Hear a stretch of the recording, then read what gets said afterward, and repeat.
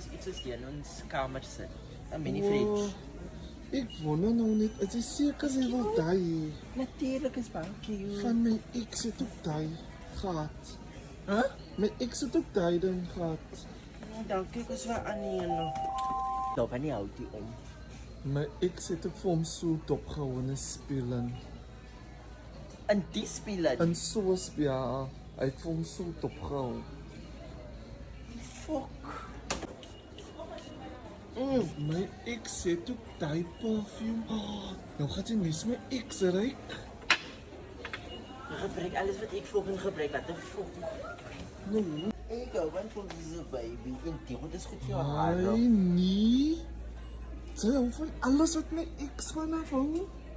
Hy hou van babygoedes op hom smeer en in was en babygoedes. Die fucking ex play 'n problem. Hy Ons gaan nie huis toe. babietjie het nou niks gekopie. Nee! Van jou ex ou nie hele mal. Alles wat ek in my hand het jou ex soek. Ek gaan mos nie vir my dieselfde goed koop soos jou exie.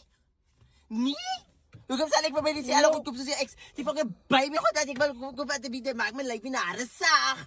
Daai ek jou ex soek en hy het 'n harde growige vriend maar hy. Hy het ou Nie vie. jou ex is everything. Jou ex ek kan mos nou nie help nie. Niemand hoef dit uit te sê nie. Ek wou mos nou net, hy moet wees soos my exie. Maar ek wil nie soos jou ex wees, ek ken maar as ek kan ook nie sê hy gebruik alles wat ek wil gebruik nie. Maar ek try so hard om my ex te vergiet. Maar nou moet jy nou vir my remind van Sy my al die klein ex. yskas het jou ex ook in sy kamer. Hy het nou net vandag het hy net alles, hy besit die hele fucking mall. Nee? Dit is nou kwaad. Ja, maar kom nie weer saam met jou mall toe nie. Nou het 'n mens niks ek op die maar mens kom mall toe. Ry net. Ry!